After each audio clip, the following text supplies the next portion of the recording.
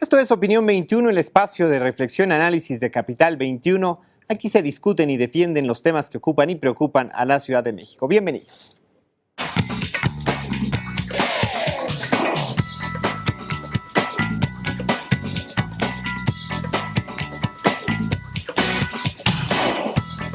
Santería, culto o superstición, el tema de esta noche aquí en Opinión 21, y para discutirlo nos acompañan dos personalidades a quienes me permito presentar. Él es el sacerdote yoruba Ricardo Ochoa. Maestro Ricardo Ochoa Irizarry. Ricardo Ochoa Irizarry es licenciado y maestro en Administración por la Universidad del Valle de Toluca. Desde 2003 es profesor en el Instituto Tecnológico de Estudios Superiores de Ecatepec. En 2001 fue consagrado como Baba Oloriza y un año después como sacerdote de Ifá. Es miembro fundador de la Sociedad Yoruba de México, donde ocupa el cargo de director de comunicación, difusión y prensa. En 2005 recibió el premio Palmas de Oro del Círculo Nacional de Periodistas AC en su modalidad de esoterismo. Y él es el predicador cristiano Antonio Pérez.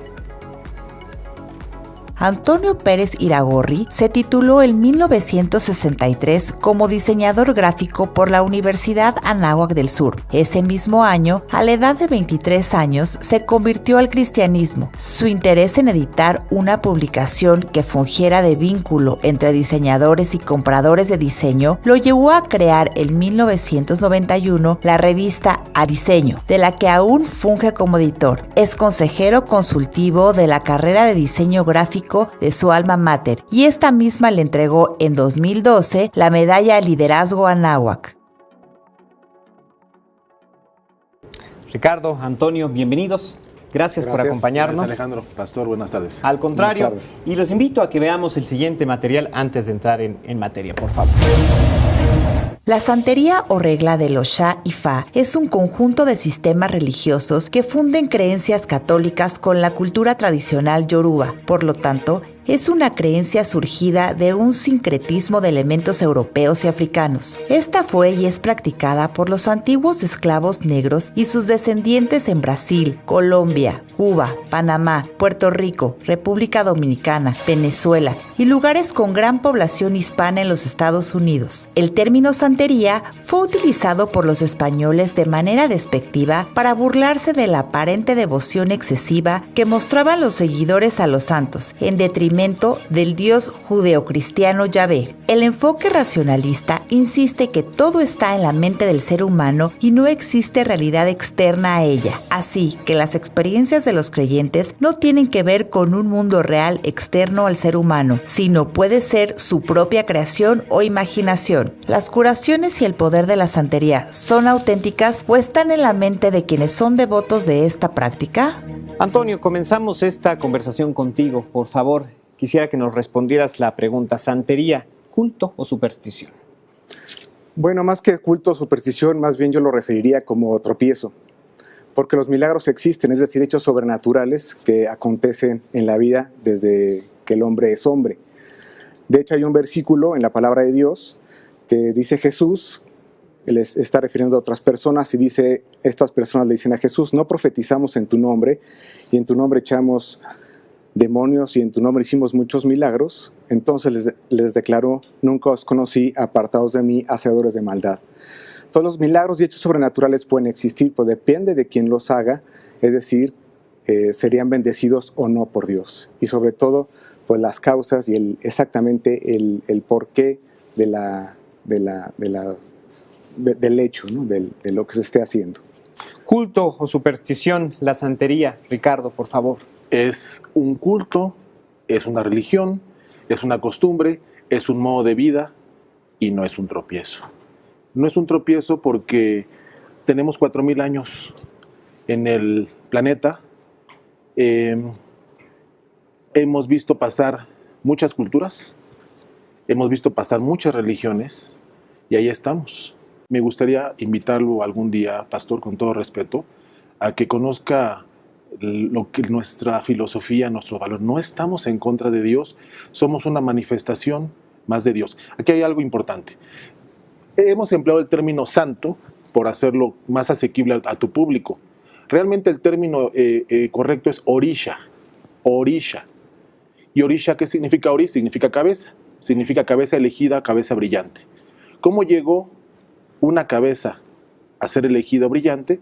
Precisamente por sus actos en la tierra. Y ahí es donde explicas cómo Shango, Yemayá, Ochun, Obatalá, Elekba y los 200 santos que existen en la religión yoruba se compone de 401 santos o deidades, de los cuales 200 hablamos santos que vienen a dar una lección o santos positivos, y las otras 200 divinidades, más que divinidades, son fuerzas que existen en el universo.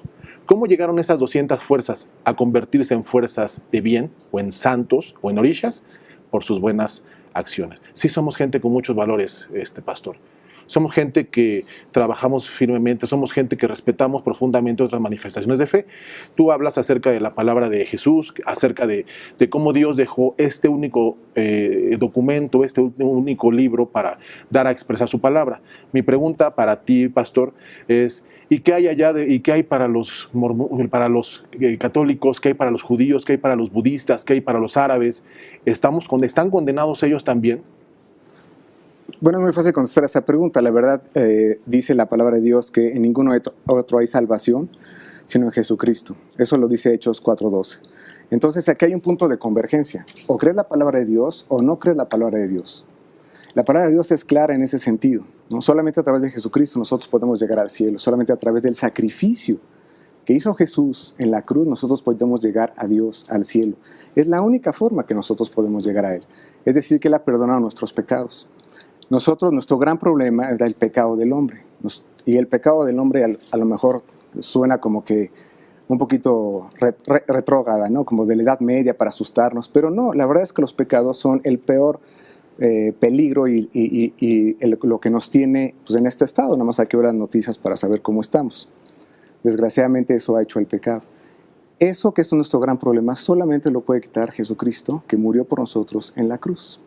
Y solamente a través de Jesús podemos llegar al cielo. La Biblia no lo digo yo, lo dice la palabra de Dios.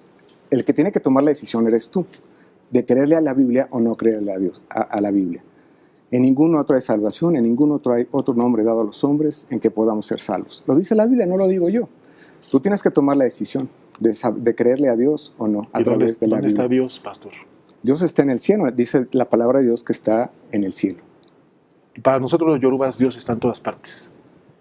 Cada vez que nosotros hacemos una consulta y ayudamos a que una mujer infecunda pueda parir, ahí está Dios. Cada vez que una persona no tiene empleo y podemos ayudar, y no a través de superchería ni a través de rituales mágicos, a través de convocar adecuadamente la energía, ahí está Dios. Cada vez que una persona puede cumplir un sueño, un anhelo, una meta, ahí está Dios. Cada vez que rescatamos a una persona de la locura, de la zozobra, de la ignominia, de la pobreza económica o espiritual, ahí está Dios. Dios está en esta taza, Dios está en todos los lugares, más allá de un libro. ¿Cuáles son los valores de la religión yoruba, Ricardo? La lealtad, el respeto, el amor, el sacrificio, son quizá de los principales valores. La paciencia y el carácter. En yoruba se dice iwasuru, iwapele. Dice paciencia y carácter. Paciencia para saber esperar su momento y carácter para saber combatir todas las diferentes pruebas. Y esta es una prueba el día de hoy. Es una prueba porque, lo digo con todo respeto al pastor, he tenido N cantidad de foros donde he participado con personas que difieren de nuestra cultura y sin embargo estamos aquí adelante. Y yo agradezco infinitamente, pastor, porque esto enriquece y suma a final de cuentas. Como hace unos días yo tenía una charla precisamente con una persona que también se dedica a la cuestión eclesiástica y le decía, podemos cohabitar todos en este planeta, es demasiado grande. Es multicultural y podemos estar todos en paz. ¿Estos valores no son los mismos de los de la palabra de Dios? Más que valores, lo que nosotros tenemos como cristianos es un don. El don es un regalo, es algo que Dios te regala. Y ahí en Gálatas 5, 22 y 23 dice cuáles son los beneficios de haber aceptado a Cristo como tu Señor y Salvador. Cuando una persona acepta eso, Dios le da un regalo muy bonito en su vida, que es gozo, paz, paciencia, benignidad, bondad, fe, templanza. Dice, contra tales cosas no hay ley. Es decir, nosotros como hombres no tenemos la capacidad de tener bondad, de tener fe, de tener amor. No lo tenemos. Estoy hablando del amor divino, el amor ágape, que por cierto es una palabra griega muy importante, y otras palabras que están ahí en su esencia de lo que Dios nos está regalando. Nosotros no tenemos la capacidad de producirla. Cuando Dios nos da ese regalo, tenemos la capacidad no solamente de tenerlas, sino de crecerlas. Es un fruto que se va madurando con el tiempo a través del conocimiento de la palabra de Dios. Y por supuesto nuestras vidas son transformadas en esos no valores, sino regalos, dones espirituales que nos regala la palabra de Dios. Yo soy una prueba viva de eso. Yo tenía muchos complejos, muchos enojos, envidias, pero cuando yo acepté a Cristo a los 23 años, todas esas cosas se cambiaron y empezaron a cambiar y a madurar, al punto que yo te puedo decir que pues, Dios me ha regalado una vida muy bonita, muy llena, no sin problemas, pero con un gozo profundo que solamente Él regala. Eso es lo que Dios nos está dando. Y ese proceso transformador no se puede entender de la misma manera a través de la fuerza energética. No, porque Dios no es una energía, Dios es un ser, Dios es una persona, dividido en tres: Dios Padre, Dios Hijo y Dios Espíritu Santo. Esa energía de la que habla el sacerdote es el Espíritu Santo en la tierra. Cuando Jesús le dijo a sus apóstoles que Él se iba, que no deberían de estar tristes, porque Él dejaría el Espíritu Santo para que gobierne nuestros corazones. Es decir, yo difiero que Dios no está en una taza, no, está en las personas, está cambiándolas, está transformándolas a las personas cristianas. Es la tercera persona de la deidad aquí en la tierra. Y eso es lo que nosotros anunciamos y predicamos e invitamos a que la gente acepte ese regalo tan bonito que tiene Dios para todos, solamente aceptándolo como su Señor y Salvador. Ricardo, ¿así entienden ustedes la energía? Como Ashe. Ashe para nosotros significa energía, gracia, don, espiritualidad. Energía, la energía que cambia. ¿Sí? Cuando tú te acercas a Dios, tú alzas las manos al cielo y tú buscas energía, buscas un milagro, una respuesta significa energía. Una energía que llegue y te cure a tu enfermo. Una energía que llegue y te ayude a superar esa pobreza espiritual o esa pobreza económica. Es energía. La palabra energía a muchas culturas, a muchas religiones les espanta porque dices, ¿qué es lo que está pasando? Entonces nuestros aztecas, ¿qué hacían cuando se subían a la pirámide e invocaban energía? Es esoterismo y exoterismo. Eso, lo que viene de adentro hacia afuera, y exoterismo, lo que de afuera convocamos hacia adentro. Todos los días lo hacemos. Cuando el católico, cuando el cristiano elevas los brazos al cielo y le pides a Dios una respuesta, una señal que transforme tu vida, ¿qué estás pidiendo? ¿Estás haciendo esto? Esto significa energía. Entonces, yo no entiendo por qué a veces cuesta trabajo aceptar estos términos como energía. Una bendición es una energía. La gracia, el don, es una energía.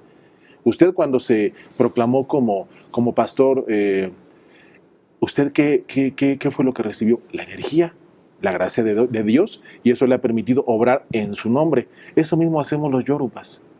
Eso mismo hacemos los yorubas. La persona que se consagra como santero, el nombre como uno corriente, u oloriza, o la persona que se consagra como aguo o sacerdote, es lo que estamos haciendo, recibiendo una energía, un H, un don, una gracia que nos va a permitir obrar parte de la filosofía o parte de la gracia de Olodumare, en este caso, que es Dios. También tenemos una trilogía, Olofin, Olorun y Olodumare, que son la trilogía de nosotros. Compartimos muchas cuestiones con el catolicismo, con el cristianismo. Los compartimos mucho.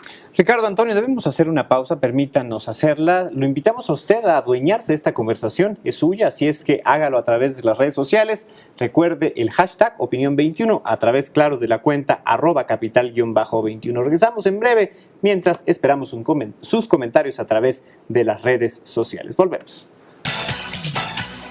Santería, culto o superstición, aunque hemos aprendido a través de este programa a llamarla correctamente como religión yoruba.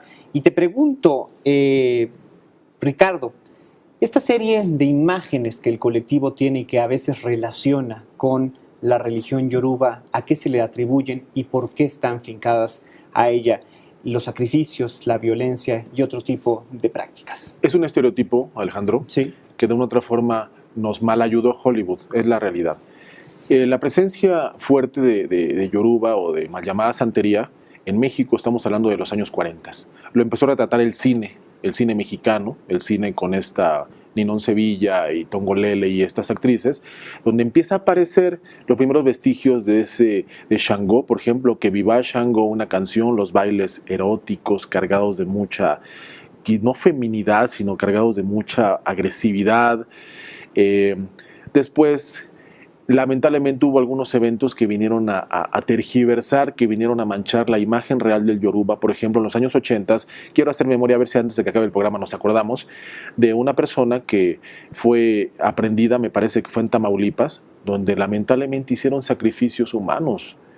Y lógicamente de ahí, estamos hablando de los años 80, se empezó a tildar, a tachar la religión Yoruba de una religión satánica, de una religión. Y todavía no hablábamos ni de religión, hablábamos de culto, hablábamos de secta, peor aún todavía, no se le daba todavía ni el toque de religión. Una secta o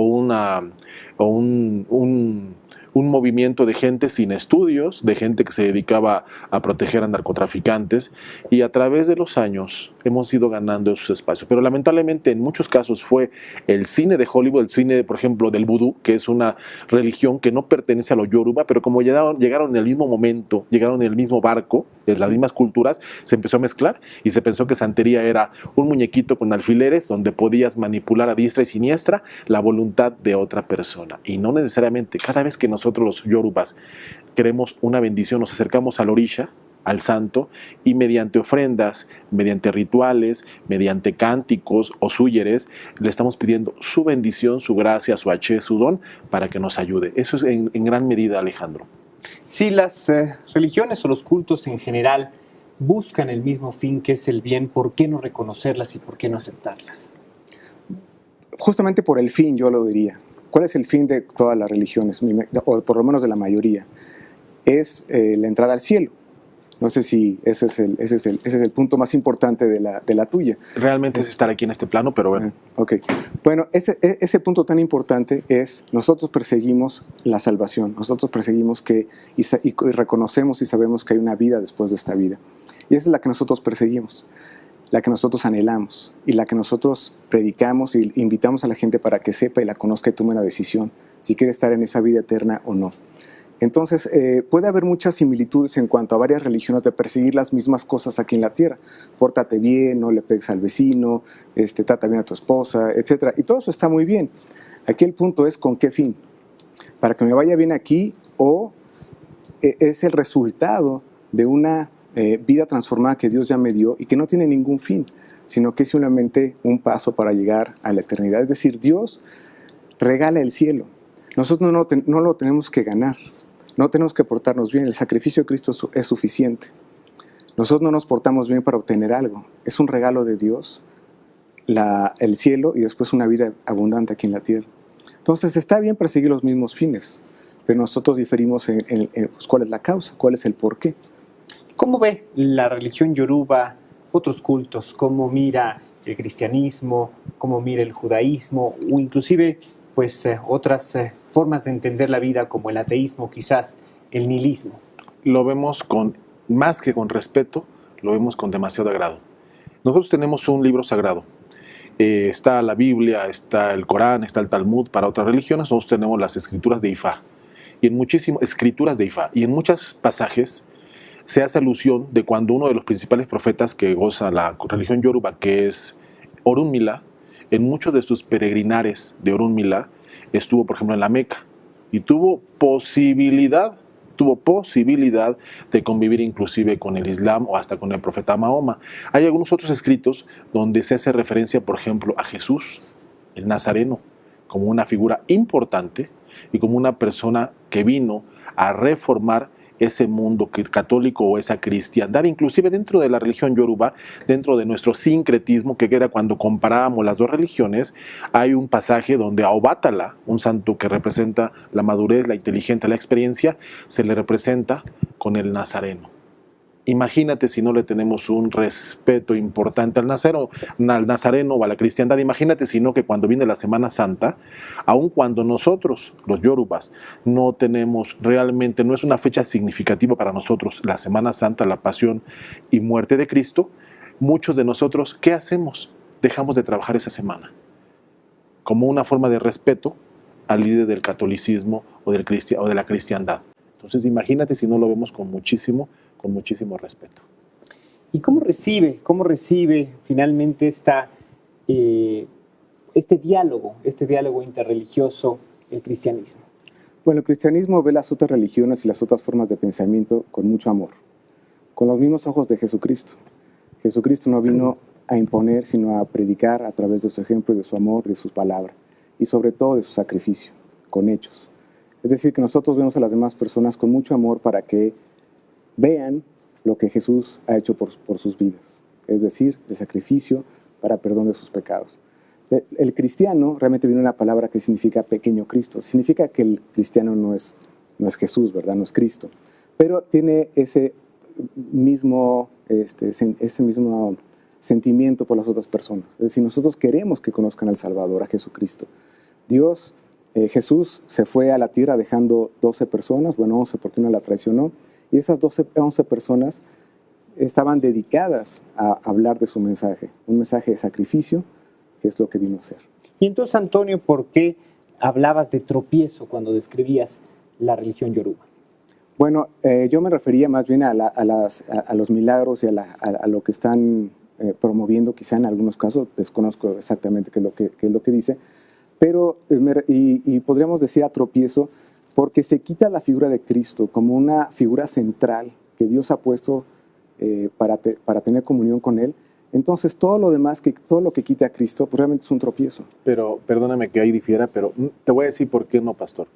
No se quitó a Cristo porque Cristo no tenía presencia dentro de la cultura yoruba, como no lo tiene ni lo tenía dentro del budismo. Quizá en Islam sí, porque recordemos que nace 500 años después de la muerte de Jesús, pero tropiezo entonces podría ser también para el budismo, porque no tenía Jesús una figura dentro del budismo, ni dentro del taoísmo, ni dentro de los yorubas, ni dentro del judaísmo. Porque el judaísmo, tú lo sabes mejor que nadie, tú eres una persona docta, tiene una presencia de 1500 años, cuando menos antes de la aparición de Jesús.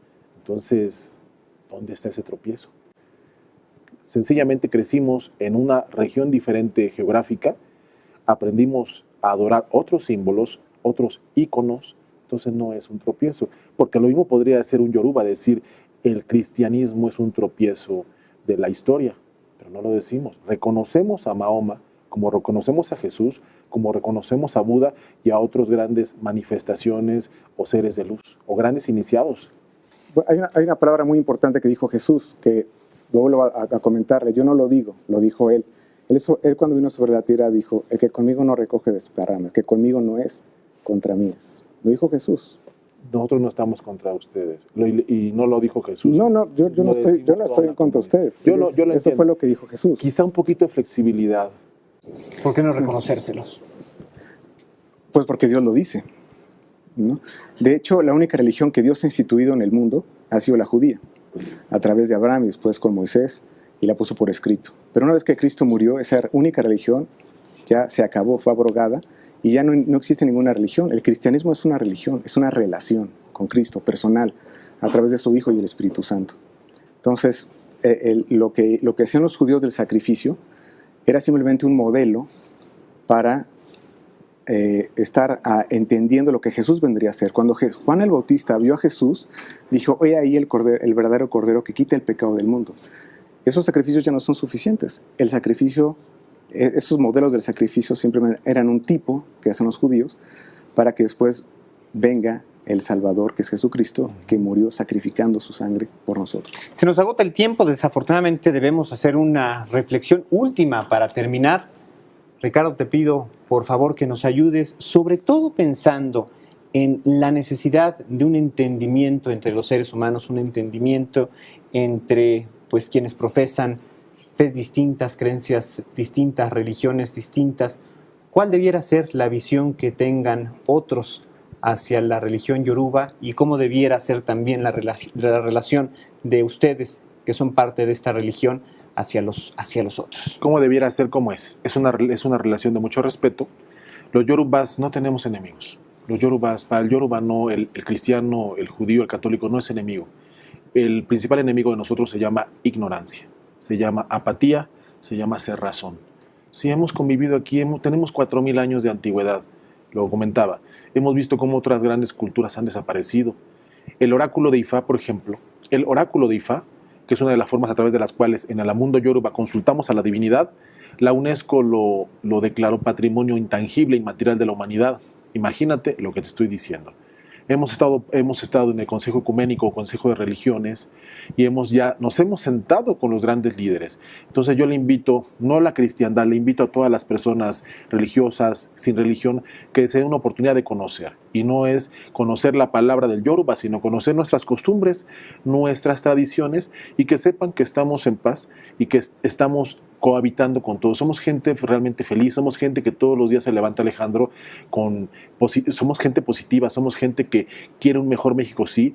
La cristiandad lo quiere, seguramente el pastor quiere que ya no haya más violencia, que ya no haya más corrupción, que ya no haya más degradación humana, que se rescaten los valores. También los yorubas lo queremos, Alejandro. Entonces, cohabitamos y es lo que queremos, que haya también ese respeto hacia nuestra filosofía. Antonio, como reflexión última, esta invitación. Sí, el cristiano no tiene tampoco enemigos. El cristiano tiene personas a las que le quiere presentar el amor que Dios tiene para con ellos.